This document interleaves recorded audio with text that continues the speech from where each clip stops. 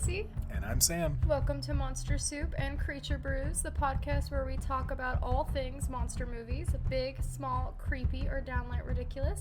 From movie monsters to cryptids lurking in the shadows of folklore, we're here to explore them all. So kick back, grab a snack, Or a drink. and let's dive into some monster-filled mayhem. Hello all, welcome back. We obviously took a little bit of a summer break there. Well, not a little bit of a break. A couple weeks. It was a long break. It was a summer break. I wish I could tell you that there was one really specific reason why we took a summer break, but in all honesty, sometimes life is just really hard. You gotta take a break. Work's been awful. I needed the break. You did, but it was all worth it. I do not have a super fun, chill job. I'm gonna be real honest with you guys. We don't talk about work on this podcast, but my job is not super chill, and I've had kind of a long summer. But we're moving past that now, and we're back. We are going to be talking about the 1997 movie Anaconda today. A National Geographic film crew is taken hostage by an insane hunter who forces them along on his quest to capture the world's largest and deadliest. Explain It Badly says, a film crew goes to the Amazon to shoot a documentary, but instead gets hijacked by the sweatiest man alive who really wants to touch a snake. The snake, unfortunately, is a better actor than half the cast, and in the end, everyone learns the real danger was trusting a guy who looks like he hasn't blinked in 3 days. Accurate. That one made me laugh. Yeah, Owen Wilson was especially bad in this movie. Like, J-Lo and Ice Cube were both... Ice Cube he was himself. Literally played himself with a different name. It was probably his real name. And he just went about his business. So that I have no idea what Ice Cube's name is. It's like Chris. We'll find out eventually. It's like finding out 50 Cent's real name is Curtis, and you're like, Curtis? Yeah. Really? It is what it is.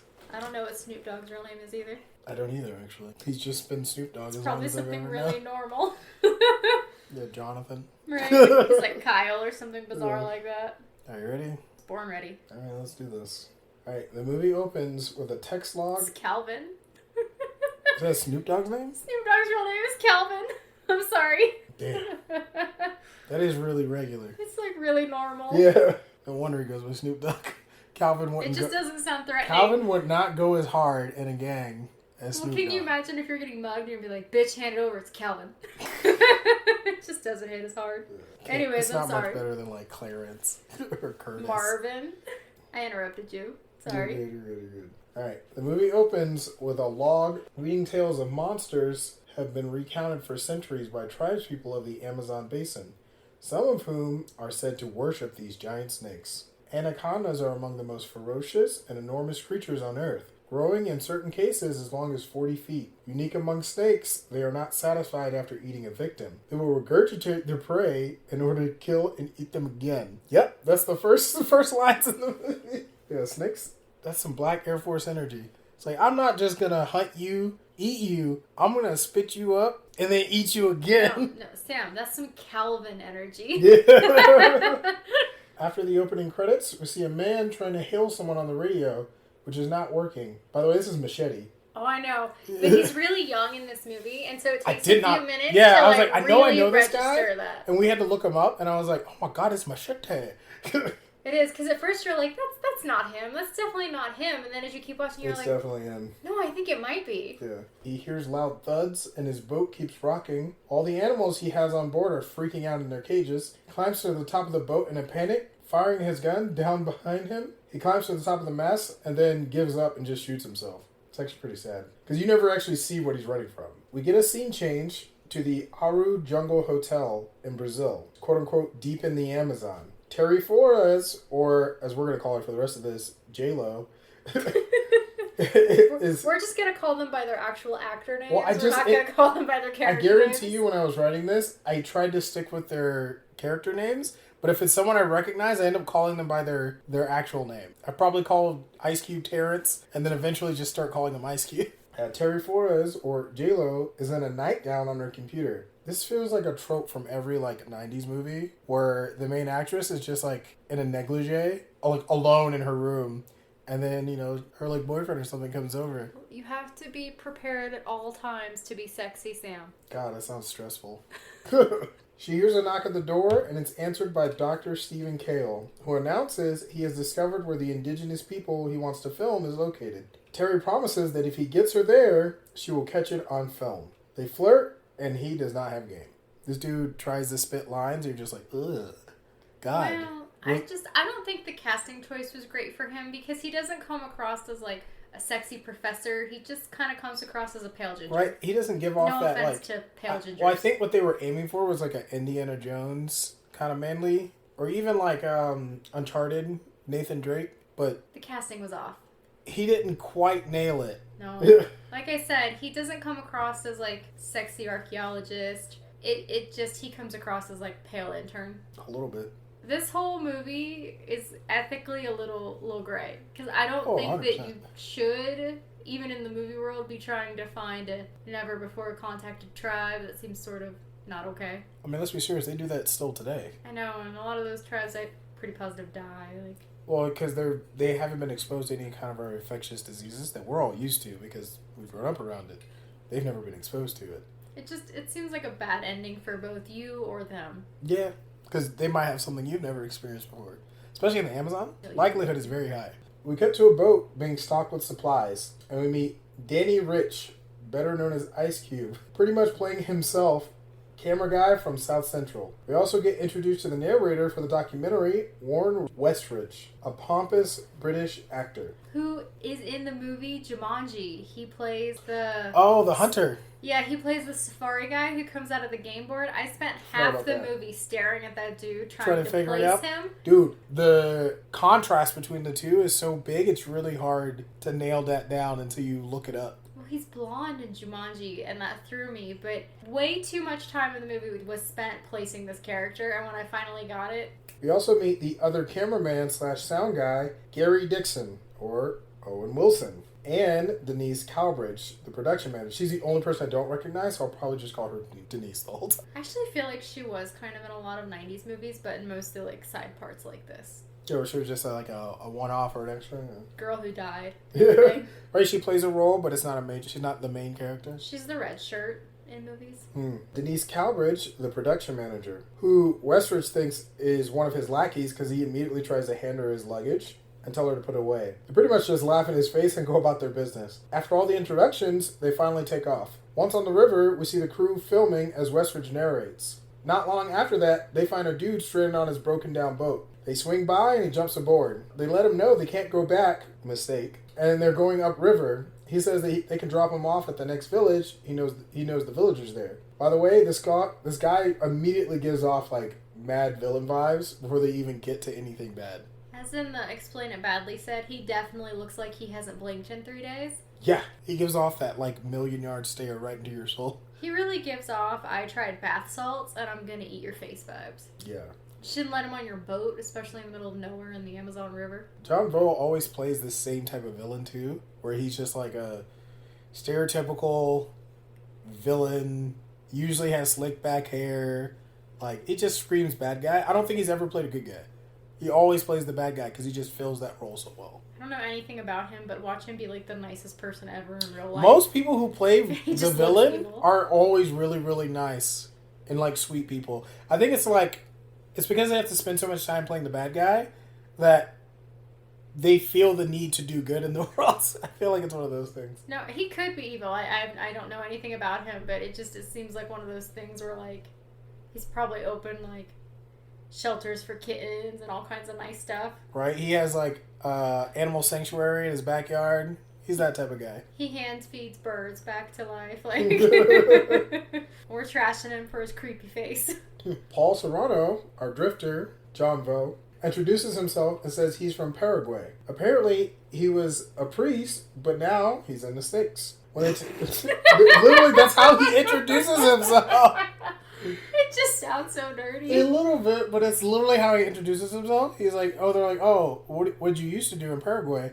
He's like, I was a priest. Or he was training for priesthood. And then... But he liked to touch them snakes too much, Sam. A little bit. And then when they reference that he's like, I'm a snake hunter, he's like, well, what made you, not finish your priesthood? He's like, who said I didn't finish my priesthood? This is a priest snake hunting Van Helsing wannabe. touching too many snakes. That's what happened. That's why he Yeah. didn't finish the Listen, priesthood. he was following a stereotype, okay? Alright. We're so sorry to the actor out there. I'm sure he's lovely. Oh, yeah, he's probably fine. We're just two idiots on a podcast. When they tell him they're making a documentary on the people of the mist, he says he knows where they are and they had helped him before. Stephen hits on Terry while talking about fireflies. You could cut the sexual tension with a knife. They don't mention this at the beginning of the film, but they're clearly like old flings because they immediately start making out. Yes, and that's the pale, not hot professor and J-Lo. Yes. They're like in the middle of the Amazon River on a dusty ass boat and they still have the time to make out. You know everybody smells terrible on that boat. It can't be pleasant. I doubt the Amazon smells awesome. I'm not even talking about the river. I was talking about the BO. That and the boat, probably not great. And as they're making out, we get our first glimpse of the Anaconda as it eats a panther. You see a panther like jumping through the woods or the jungle, and the snake catches it midair and just blah, blah, blah, blah, blah, blah. I like that sound effect. But I need to take a moment here and just say that regarding the smell on this boat, everybody is covered in sweat stains, and I don't know if those were authentic or if that was like a makeup type situation, but I'm sure they all most look of it dingy. was makeup, but they look like they smell. Yes, they do. And then the snake is, bless its heart, not modern CGI. Oh no, this is 1997 Godzilla original. It's Low just as budget. bad. No, the Godzilla movie had better graphics than this. They probably had a bigger budget. That's true. But like this is clearly that like late 90s where they were just dabbling in CGI. Like the better CGI. And this one probably was a swing and a miss. I think the next movie in Anaconda did much better job. Oh yeah, the snakes are way more Realistic. You love that movie. I do like that movie. That movie is one of the few movies I was able to see in theaters as a teenager. I didn't even know the second one went to theater. I thought it was a straight to DVD I movie. did. I went and saw it with my cousin Kristen. We were very excited. I grew up in a really rural small town, so you know, it's a big deal to get to go to the movies. Yeah, same movies wasn't a bit.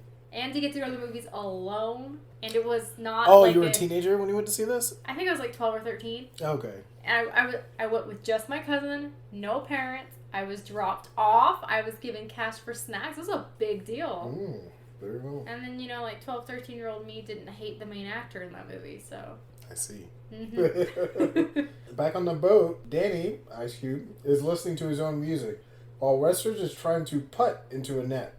He attempts to turn it off, and I wrote Danny at the beginning of this, and then wrote Ice Cube right after.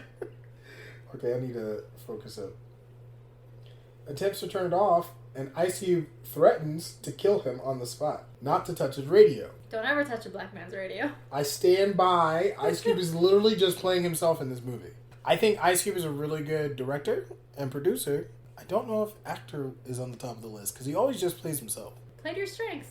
Why be Yes. somebody else when your own self is perfectly good in this role? Agreed. Paul, Priest Paul, tries to explain about the mist people when they spot a totem in the water. Stephen finishes the tale and tells him that's a different tribe. Paul tries to get him to go down a certain river when Stephen explains that because of the river flow and the time of the year, that area would be flooded. So if the tribe were there, they would have had to move down the other side of the river. Paul gets upset and says trust him or drop him off at the next village. We cut to Gary and Denise walking in the woods recording the jungle sound. Denise drops her equipment and looks at Gary, winks, and they start making out. You can tell this movie was made in the 90s. These people are just all over each other.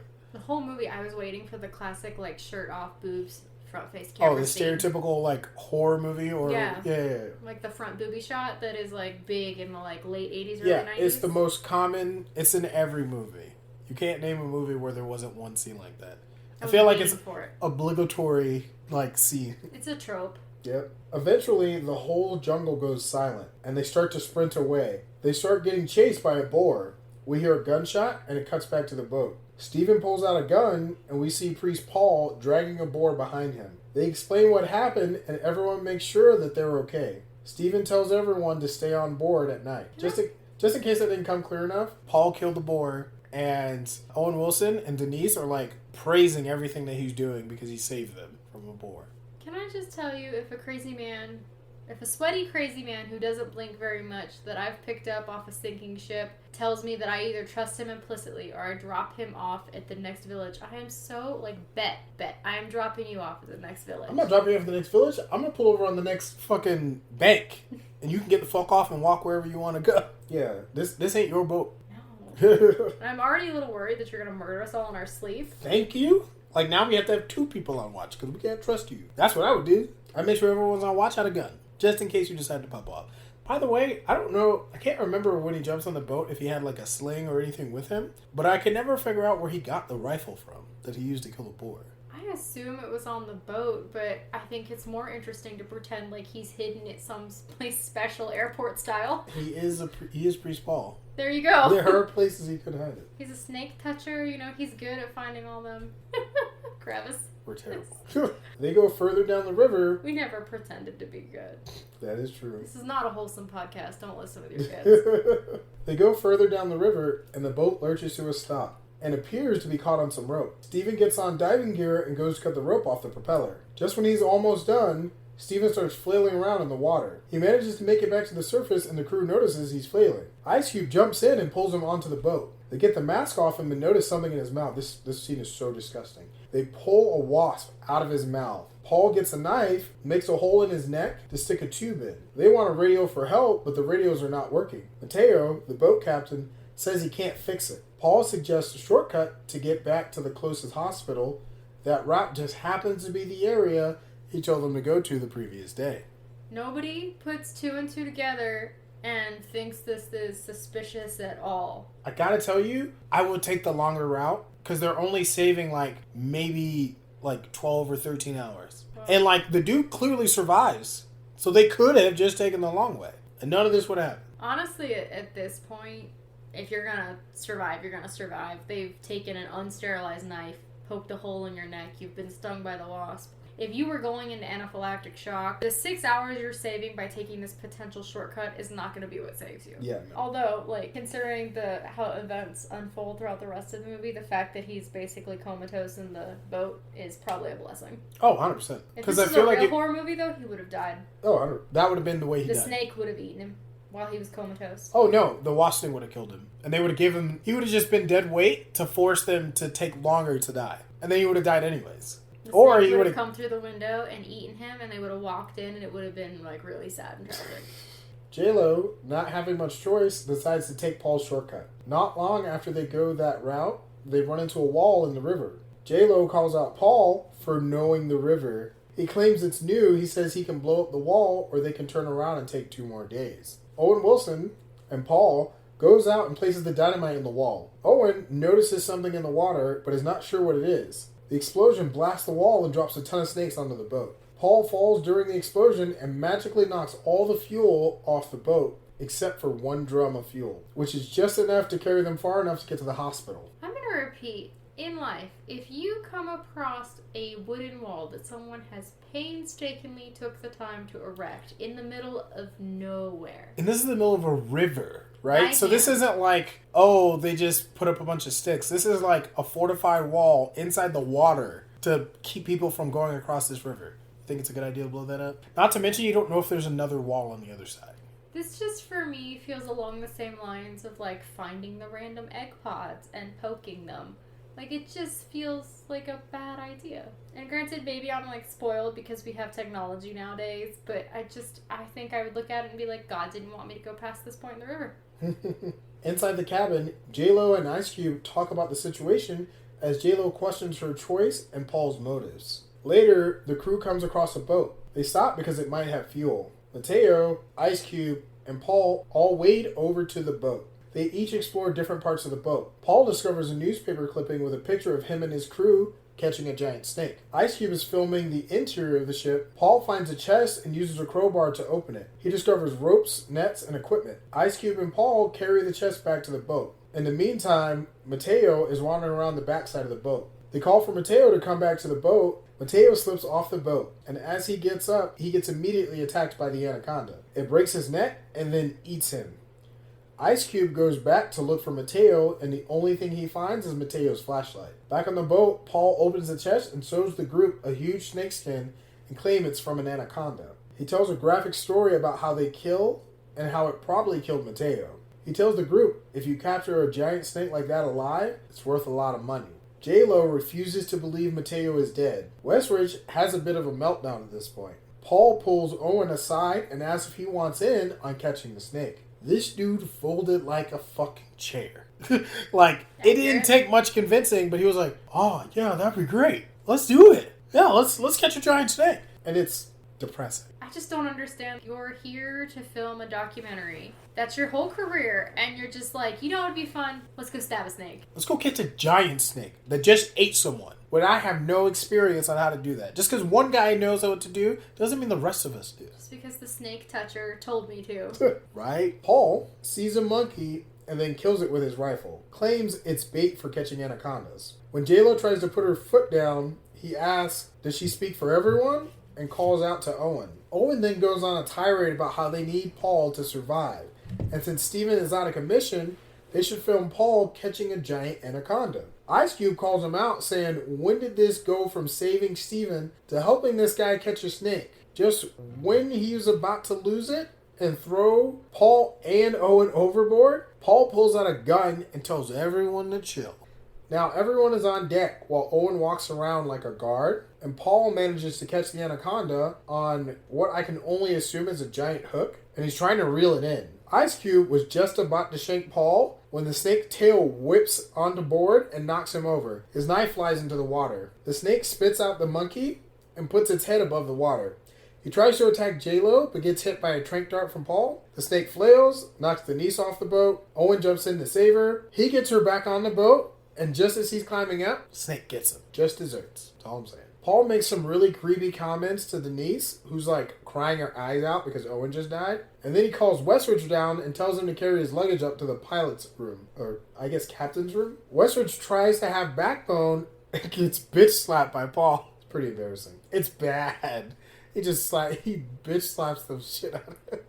And he's just like, you getting ideas? Because if you do, you should stop. That's it. And then Westridge just folds. He just carries his luggage up. Didn't mean me. They show J-Lo putting on lipstick. And then she tries to, I wouldn't call this seducing, but I guess maybe in the 90s this was seducing. Trying to seduce Paul. Paul seems like he hasn't touched an actual human in a really long time. This may have worked for him. He does make that comment where he was like, I haven't touched a woman in a really long time. Because he's been touching snakes. That's his thing. Priest Paul, the snake charmer. Whatever. She tries to, I even put, I don't know, seduce Paul very awkwardly. And it actually works. They kiss, which, God, that's gotta not feel great. No offense, my man's old. And as you can guess it, this was all a distraction. As they're kissing, Ice Cube tries to sneak up on him and attack him with a bat. Paul notices and points his gun at him. And then, very unexpectedly, Westridge comes from left field with his golf club through the window and knocked him out. They tie him up. This was their mistake. They should not have just tied him up. They should have rolled his ass in the water and let his ass drown. He's already tried to kill multiple of them and gotten one of them killed. What was the plan? What were they going to do with him? Take him back to I think they were going to try to turn him in. Authorities and been like, they should have just let he Ice let Cube a handle snake it. eat our friend. Like, technically they can't prove anything. Yeah, they should have just let Ice Cube handle it. He was ready to do it. And they were like, nah, we can't do that. It's just been one of those things to be like, I didn't see what happened. So Westridge, with the 9-iron, knocks him out. They tie him up. J-Lo ends up finding the newspaper clipping with him and Mateo catching the snake. I didn't realize Mateo was in it until I watched it the second time. J-Lo realizes it was all a conspiracy, including the wasps that took Steven out. J-Lo punches Paul and then comforts Denise. By the way, this whole time, J-Lo is kind of taking care of Steven in the back, creepily, whispering in his ear, like, you're going to make it, I love you. A small part of me wants to know the backstory. Were they, like, flings in college? She always wanted to be a film person, and he wanted to be, like, a archaeologist or whatever, or an adventurer. Maybe they just hook up in, like, the dusty library shelves of their college where I think he works. I don't know. She's whispering sweet nothings to him while he's unconscious. Doing the, like, dabbing his forehead with a claw, which probably isn't doing much while you're out in the fucking river, but I guess to each their own. Okay. While Ice Cube is practicing driving the boat, apparently Westridge knows how to drive boats. Which doesn't surprise me. He looks like he comes from, like, upper crust. He looks more like he knows how to drive a sailboat versus whatever this thing is. I was thinking more like yachts. Yeah. He's probably driven a few yachts in his time. I don't know. If watching Below Deck has taught me anything, it is that it is not actually that easy to drive a giant boat. Well, a giant boat, no, but Captain like Jason, I meant like all those clips of him running into docks. Yeah, I meant like I meant just like a slightly bigger than a sailboat or a fishing boat. By the way, I don't know if anybody listening to this likes trash TV. Sam and I clearly have excellent film and TV tastes. We watch a lot of Below Deck, and every time Captain Jason talks, they show this old footage of him running a yacht into a dock. It's awesome. Every season they open with that. That's like the opening scene where like, yeah, there was this one time where, you know, I did what I had to do, but like the motor seized and we didn't have a choice, so I just had to do what I did, steer clear of as many civilians as I could before This it poor crashed. man is never going to live that moment of his life down. I mean, if it's what landed him a TV show, and I mean, he's easily the best captain of all the captains on any of the Below Deck shows. Down Under is easily the best, the most watched. Nick, I don't know, the Mediterranean ones. I was going to say, I think that... But that's only because it has more seasons. I feel like Captain Jason's seasons, especially the most recent one, probably has the most views. I like his seasons better than Captain Sandy. That's for sure. Captain Sandy's big. We have opinions about Captain Sandy. This is not that kind of podcast, though. So moving on. Right. While Ice Cube is practicing driving the boat, he manages to beach the boat. I know, I'm just... I told you, Below Deck is hardly anything. It's not that easy to drive a boat. Yeah. Ice Cube comes up with a plan to winch the boat off the beach. J-Lo, Ice Cube, and Westridge each get a rope to move the boat out. I don't understand this plan or how it's supposed to work. I was totally confused by this part, too. I'm going to be honest. Yeah, it just... I don't see the math of what they were trying... I like... The calculations, the geometry didn't make sense to me. The math wasn't mathing. No, not at all. Denise stays on board to watch Paul. She takes a knife and wants to kill him. He manages to stand up while tied to a pole and uses his legs to choke her out. He pushes her body into the river and then uses her knife to cut himself free. Just when everyone gets their ropes tied to trees, Ice Cube notices movement in the water and tells everyone to get back to the boat. Everyone gets back, but Westridge gets cut off from the boat and heads nearby to rocks and heads up the ridge to the waterfall. While they're trying to get Westridge to keep climbing, Paul gets free and attacks J-Lo and Ice Cube. He stabs Ice Cube in the leg, and Westridge gets forced to jump over the waterfall and gets caught midair by the snake. The tree the snake was hanging from to catch Westridge collapses onto the boat, knocking J-Lo and Ice Cube into the water. At this moment, we get a short snippet of Steven waking up on the boat. We also see Westridge's dead body as the snake heads toward Ice Cube. When Ice Cube is about to get on the boat, Denise's body also surfaces, and the snake gets Ice Cube, and just before it can kill Ice Cube, J-Lo hits it 3 times with her recoilless rifle. It's like an airsoft gun. She's like, pow, pow, pow, without moving. You would think as an actor, even if you've never shot a gun before, and you know you have to shoot one in the movie, you would at least go see what it looks like for a rifle to get shot. So you don't just go pew, pew, pew. Because you ain't even got to go crazy. Just a little, like, kickback action would have just made that, would have sold that 10 times more than her just going pew, pew, pew. Didn't even bother to try that hard with the puppet snake. Why would they try that hard with the rifle? Because that's an easy slam dunk. I'm sorry. It just doesn't make sense. I don't even think the sweat rings were makeup. I think they just were sweaty and they were like, authentic. I mean, it was probably hot out there. I don't know where they were filming, but it looked hot. J-Lo hits it 3 times with her recoilless rifle. And just as they relax, Paul knocks J-Lo over and takes her rifle. And when he's about to shoot Ice Cube, Steven wakes up and stabs him with tranquilizer. They knock Paul into the water, and then they bring Steven back in to lay down. Ice Cube and J-Lo find an abandoned factory on the river. They both walk into the factory to find fuel. What do you think this random factory in the middle of nowhere? Dude, I really gotta ask. In the middle of the Amazon. Like, there's literally, this isn't like they're 30 minutes from the next village. There's not, like, who are the workers? Right? Oh, I'm trying to figure out what kind of factory it was, too, because it doesn't even, like, give you hints about what this factory was for. Who is traveling 3 days by boat to get to this thing? Yeah, I don't know. This whole thing was weird. Anyways, J-Lo finds a giant snake skin, and while they're prying open a barrel to check to see if there's fuel in it, they get blindsided by Paul, who knocks them both out. That priesthood did us some good. He came back from the dead. Right? He ties them up, pours some monkey blood on them to bait out the Anaconda. Which, like, another question, where did he get the monkey? It was a lot of blood. Where did he get the monkey Well, blood? like, when did he find the time for it? And how did he catch up with the boat? Because the boat, like, drives off for a while, and then they find the factory. So Paul had to not only not die while being pumped full of tranquilizer, fell into the water. First of all, he didn't drown. 2, he managed to find another monkey, get monkey blood, sneak up on 2 grown-ass adults, knock them both out, and still managed to have time to set up this huge elaborate trap. Not only did he have to catch a monkey. He then had to string up a monkey and bleed it. Right? Let it drain. He had to find a container to hold said monkey blood. There are questions here. Yeah, this whole scene makes absolutely no sense. Also, snakes aren't attracted to the smell of... This isn't a shark. Yeah, I don't understand this whole monkey blood. It's bait. I don't know any snakes that hunt monkeys. Monkeys are typically too fast for snakes to. I mean, like, I think they probably would if it was, like, in the water and, flopping Like died around. or something? Yeah, drowning. But, once again, it's not a shark. It doesn't, like, smell the blood from 30 miles away. And, Right? like... I'm going to come hunting. I smell monkey blood. It's got that good over there. Yeah. Like, Monkey. King Kong. Alright, he sets up a huge trap. He puts up a giant net under Ice Cube and J-Lo, and he's waiting for the snake to show up. This appears to be a second giant anaconda, because I don't know if I said this in the first half, but they actually kill the other anaconda. So this one has to be like a second. I just assumed it was a magic anaconda. Same It could as, just like, heal itself. like, Paul's, like, the magic priest that came back. I just assumed it was magic. Yeah, I assumed it was a second anaconda. It coils them both up, J-Lo and Ice Cube, and then Paul pulls up the net, trapping it and them together. He ties it down and tries to trank it. He just literally has the tranquilizer in his hand. He's like, jumping back and forth trying to like get a good shot at it. But the pipe that he tied the net down to gives way and the snake gets free. It's almost like this is an abandoned mystic factory that no one's been in for 30 years because Right? it's in the middle of the Amazon River. Is in various stages of decay.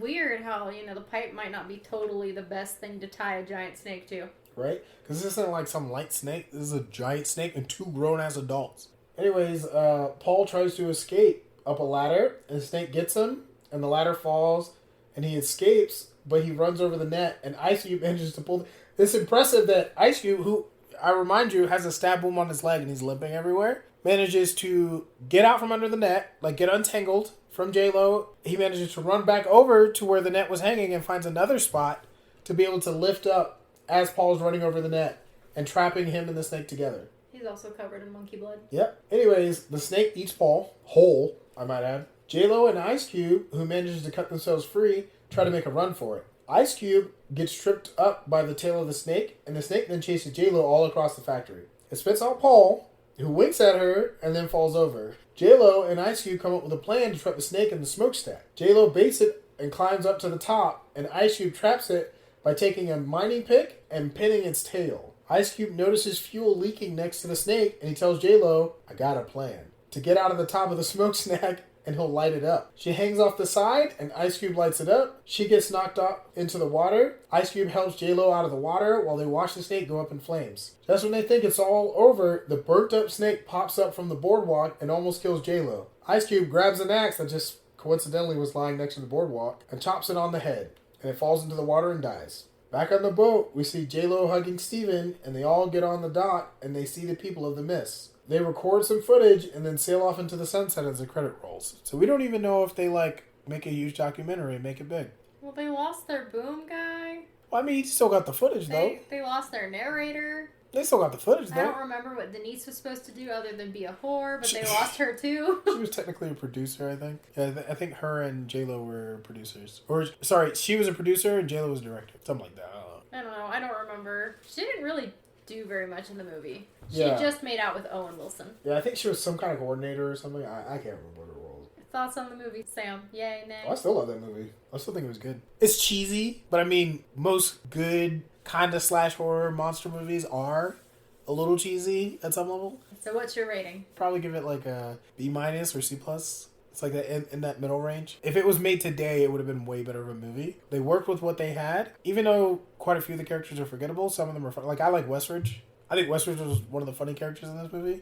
I thought Steven was a waste of space. Denise was a waste of space. Owen Wilson had a role, but he was just dumb. The way he got convinced by Priest Paul to go along with his plan made absolutely no sense. Someone could pitch him an MLM or a pyramid scheme, and he'd be like, oh yeah, that makes complete sense. Let's do that. I'm going to be so rich. You'd be selling LuLaRoe in the Amazon. Yeah, that. Outside of that, it was a good movie. I don't love this movie, and I think it's because I didn't watch it until I was way older. Like, I had no idea it existed. I watched this in probably 2000. It was one of the early DVDs we had. So I saw it pretty early on. And if I'm being honest, I didn't watch the second one until like I was way older. Right. Yeah. So I saw this movie way later as an adult, and so it doesn't hold any kind of like nostalgia for me. And I saw the second one years before I ever saw this one, and the second one is better. I will say the second one is better. Like the second one's way better. And so then I went back and I watched this one, and I was kind of a little disappointed. What I do appreciate, though, is the second one has a line in it where there's this one character who's freaking out talking about how his cousin knows somebody who went down to the Amazon to film a documentary and they were all eaten by giant snakes. Yeah, it was Ice Cube's cousin. Yeah, and so I do appreciate that they kept that. They have a throwback to that. So it was fun to go and watch this movie, which is referenced Which there. makes you understand the reference better. Yeah, but I'd say like a C- for me. I would definitely watch it, especially if, I think it's a one-time watch. If I was bored and, like, someone was like, oh, you want to watch this movie with me? I would totally sit down and watch it. But it's not, like... This isn't a, like, oh, I gotta add this to my collection movie. No, and this isn't even one that's... done. This isn't even one that's so bad that I would recommend it because it's terrible. Yeah, there are movies that are worse than this that I would recommend people to keep because it's that iconically bad. Yeah. Where you watch it and you're like, this is the worst thing I've seen. This ain't no Velocipaster. That's all I'm saying. We have to cover that movie at some point. Oh, I'm sure we will. I don't think we own it, but I was saying. God, I hope not. We should not own that. I'm sure we can find it pretty easily. For anybody listening, in case it takes us a while to get there, Velocipaster, epically bad. F- you have to watch it. It's atrocious. It's so bad, it's good. It's so bad they didn't even bother trying to fake some of the effects. They just put up black screens with like type on it that says the effect. Car on fire. You're supposed to imagine the effect. Yeah, glorious. Thanks for listening to our recap of Anaconda's 1997 with J-Lo and Ice Cube. Stick around and you can listen to our MonsterVerse moment. Bye.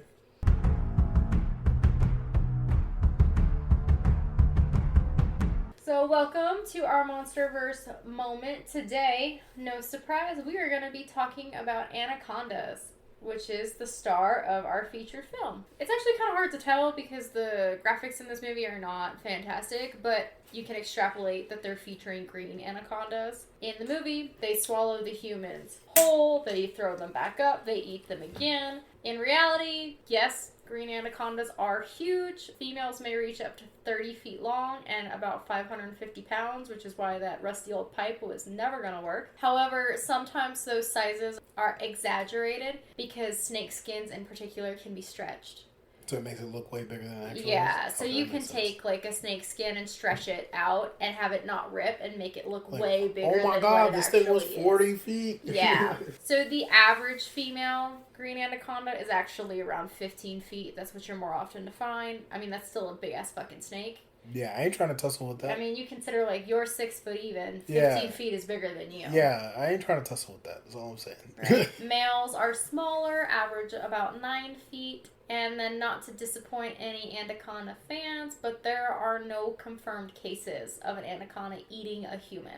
The only documented cases of snakes eating humans have been by reticulated pythons, actually, which are like a cousin of an anaconda. Green anacondas are highly aquatic snakes, which is why in this movie you see them in the water a lot, and most movies that feature these creatures. They like swamps, slow-moving rivers, marshes. The reasoning behind that is basically because they're giant and the water, like many of us, makes them more buoyant. It's easier to move their bodies. Yeah, I was going to say, they're so big, it would probably be uncomfortable to be on land for the most part, so being in water is like just 10 times easier. Well, and there's a lot of tortoises that are like, turtles that are like turtles, yeah. Well, and it just provides really good camouflage. Their patterns are such that it makes them hard to see. They are actually ambush predators, so they do not hunt by smelling blood. They're not out there trying to, kill all the monkeys in the Amazon. Right, they're monkey hunters. They use their muscles to constrict and suffocate their prey, and they mostly hunt fish, birds, capybaras, caimans, and sometimes deer, occasionally some bigger stuff, but really it's mostly just those things that wander near the riverbank. Contrary to popular belief, they don't kill by crushing bones, which we saw featured a couple times in this film. They tighten their coils, and each time their prey exhales, they tighten a little bit more. Essentially, they cut off literally squeeze the breath out of them. Yeah, they cut off the blood flow and they suffocate whatever they're going to eat to death. Also, I'm going to repeat, they like the water, so, drowning's a bit of a factor there, too. After their prey has died, they then swallow it whole, head first. And this is because snakes, everybody's pretty much in the world has seen this. They have these huge jaws. They open super wide. Because they are such big snakes and they do hunt big creatures, capybara is not exactly lightweight meal there. Very heavy. Big butts. That's not exactly a diet entree. Because their meals are so large, they take days to sometimes weeks to digest them. So the reality is, if they were to eat your buddy on the boat, they're then going to go sleep that Thanksgiving meal off. Right? You got a week before it's coming back after you. Yeah, they're going to go sleep that off. It's not going to torment you and just keep killing people and not actually eating anyone. No. So, good news. If you ever do run into an anaconda that is hunting you, shove your buddy in front of it, and then just don't take longer than a week to escape, and you'll be fine. Right? I don't have to be faster than it. I just got to be faster than you. Mm-hmm. Because they are kind of slow digesters, and it makes them sort of sluggish and sleepy, they usually will just remain hidden in the water or secluded areas while their body does its thing. Basically, they eat a big meal and they take a Thanksgiving nap. Yeah, it sounds like me on Thanksgiving. Mm-hmm, yeah. That's essentially, yeah. It's your spirit. It's your Thanksgiving spirit animal is an anaconda. So, green anacondas are not the only kind of anaconda, but they're really the most well-known. They're the largest and the heaviest. They're olive green with black and yellow markings. And they're found primarily in swamps and river of the Amazon. Then there is the yellow anaconda. It's smaller, lives in Paraguay, Bolivia, Argentina, and it maxes out at about 10 or 12 feet, which is still massive, but it's not 19 feet, right? They're smaller, they're a little more brightly colored. And then there is the dark spotted anaconda. This one's rare, and it has a very limited Brazilian range. This one has a dark brown to grayish body with prominent black spots, and it lives in seasonal wetlands and tropical forests. Then there is the Bolivian anaconda, and this was only recognized as a separate species in 2002, and it's between its yellow and green cousins, so not quite as big, not quite as small. This is native to a region of Bolivia, and this species was only recently recognized, and it's thought to maybe be a hybrid or maybe a cousin to the green anaconda. Maybe perhaps some green anacondas got separated and just evolved slightly differently in this one patch of area. More fun facts. You guys ready? Snake facts. Snake facts. Snake facts. Anacondas are considered boas, not pythons, and all that really means, because you'll remember when I said that the only snakes that have confirmed eaten humans are reticulated pythons. Anyways, all that really means is that they're just found naturally in different parts of the world. Fun fact, give birth to live young. Females deliver on average 20 to 40 babies at once, but Sam, would you like to know what the record number of live snake babies I'm only slightly terrified, but please enlighten me. born to an anaconda is? How many? 82. Jesus Christ. So anacondas don't lay eggs, they have live babies, and they are terrible, god-awful parents. So the second those babies are born, they're gone, living their best baby snake lives. Can you imagine? 82. Yeah, that's insane. No, thank you. So very much like a survival of the fittest, and they're not super small babies. They can be up to 2 feet long. 82 2 feet long snake babies. I'm not bothered by snakes, but that's too many. Too many of any creature. 82 is too many. You can have 82 hamsters and it's still disturbing. Yeah, no, thank you. We're going to talk about now, that's your very brief, mostly scientific overview of anacondas. We're going to talk now about the snakes that are capable, although rarely ever, actually eat humans. Human snackies. As mentioned before, reticulated pythons, and they're naturally found in Southeast Asia. They're pretty good climbers, pretty good swimmers. They like rainforests, woodlands, rivers, and there have been some instances of humans having been eaten. It's pretty rare though. Next is the African rock python. This is Africa's largest snake. The African rock python is powerful, it's pretty aggressive, and it has a dark mottled pattern that provides camouflage in the savannas, forests, and rocky areas. This particular constrictor is known to take down large prey, including antelope, where reports exist of them eating people, but those primarily consist of children. I would assume. Finally, the Burmese python. There's no confirmed human munchies for this one, but theoretically it's totally possible. This is a large snake with tan and dark brown blotches, commonly found in marshes and grassland.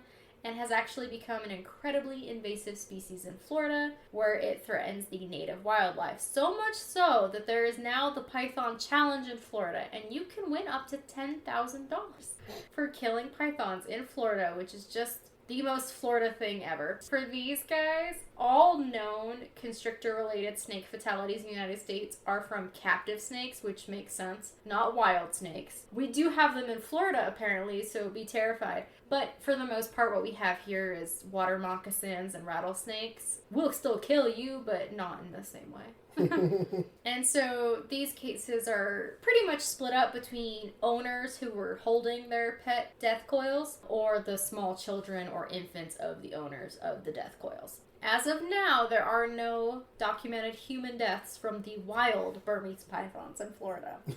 Only domesticated ones or ones only the pets. Yeah. Only the well-loved ones. As I mentioned, Florida hosts a python challenge for hunters, and the winner who kills the most pythons can win up to $10,000. And there's some smaller prizes for other stuff. The categories are for professional hunters, military, and novice hunters. So you get the most pythons, the most python runner-up, and then the longest python award. If anybody's interested, if you live in Florida and this sounds like a good time to you, there's a website. You can find the rules and regulations. This contest takes place in July.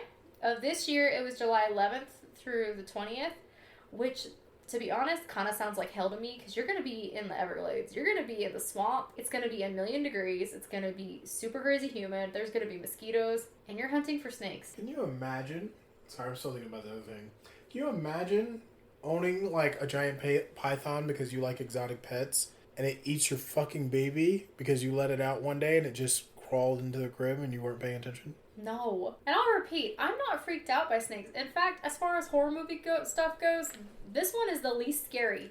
I gotta tell you, leave it to Florida to have the giant snakes that can eat your babies. Just invasively living in the wild. So I looked it up. There's a lot of invasive stuff in Florida. It's because it's warm. Everything can live there. Yep. So I looked it up, who won this year's.